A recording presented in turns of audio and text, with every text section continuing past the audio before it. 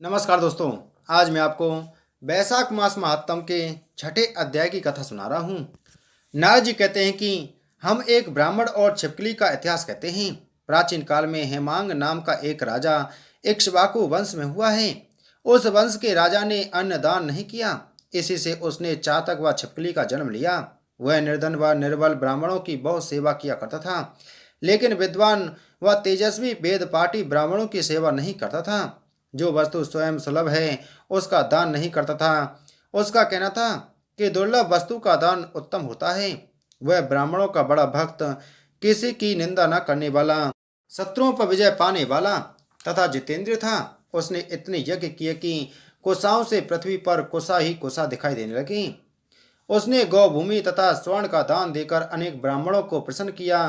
कोई ऐसा दान नहीं जो उसने न किया हो, परंतु कभी वैशाख मास में जल दान नहीं किया। वह कहता था कि अलव्य वस्तु दान करने का फल होता है। जल तो सहज में ही लभ्य है। अतः वह राजा लूले लंगड़े अंधे और जीविकाहीन ब्राह्मणों की सेवा किया करता था, किंतु वेद पाठी तत्वज्ञानी और ब्रह्मवादियों की पूजा नहीं किया करता था। वह कहता था कि विख्यात ब्राह्मणों की सेवा तो सब ही करते हैं। अनाथ अनपढ़ लूले लंगड़े और दरिद्रियों की दुर्गति है और यही दया के पात्र हैं। इस दोष के कारण 3 जन्म तक उसको चातक की योनि मिली, फिर 1 जन्म गिद्ध बना, फिर 7 जन्म तक कुत्ते की योनि मिली। एक दिन राजा के महल में छिपकली योनि में उत्पन्न हुआ। इस प्रकार उस राजा को मिथिलापुरी के राजा श्रुति कीर्ति के घर में छिपकली बनकर द्वार की चौखट पर कीड़े का भक्षण करते हुए 87 वर्ष बीत गए। एक समय श्रुति देव ऋषि भूखे प्यासे दोपहर के समय मार्ग में थके हुए मिथिलापति के घर आए। ऋषि को देखकर राजा ने खड़े होकर उनका बड़ा आदर सत्कार किया। मधु पर्क आदि करके उनका पूजन किया और उनके चरण धोकर अपने माथे पर उस जल को छिड़का। देव योग से उस जल की एक बूंद छिपकली पर भी जा पड़ी।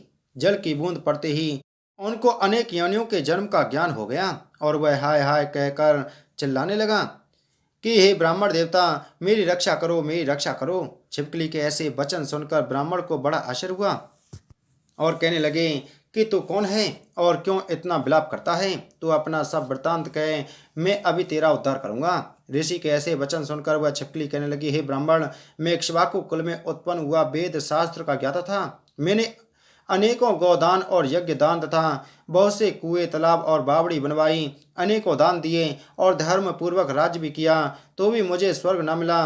3 जन्म तक चातक और 1 जन्म तक कुत्ते की योनि में रहा।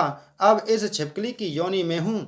यह राजा आपका चरणों तक छिड़क रहा था, उसकी एक बूंद मुझ पर गिर गई, जिससे मुझे पूर्व जन्मों का वृतांत स्मरण हो आया है और अनेक पाप नष्ट हो गए। मुझको 28 वर्ष तक छिपकली की योनि भुगतनी पड़ेगी और मैं इन जन्मों से डरता हूँ। अब आप कृपा करके कहिए कि मेरी यह दशा कैसे हुई। तब ऋषि ने अपने ज्ञान चक्षु द्वारा सब कुछ जान लिया और कहने लगे कि मैं तुम्हारी बुरी योनि का कारण जानता हूँ। तुम ध्यान देकर सुनो। तुमने भगवान के प्यारे बैसाख मास में कभी जलदान नहीं किया। तुमने जल सुलभ जान यह समझ लिया कि यह तो बिना मूल्य ही मिलता है और धूप व मार्ग के प्यासे ब्राह्मण को जलदान नहीं दिया। महात्माओं की अवज्ञा इस लोक और परलोक दोनों में दुखदायी है। सज्जनों की पूजा ही धर्म अर्थ काम और मोक्ष देने वाली है। इस प्रकार बहुत से कर्तव्य को नहीं देखते। जैसे मंद आदमियों की संगति से कुछ फल नहीं मिलता, वैसे ही तीर्थ और मूर्तियों से भी तत्काल कुछ फल नहीं मिलता, परंतु महात्मा तो दर्शन मात्र से ही पवित्र कर देते हैं। साधु सेवा से कोई सज्जन दुखी नहीं होता।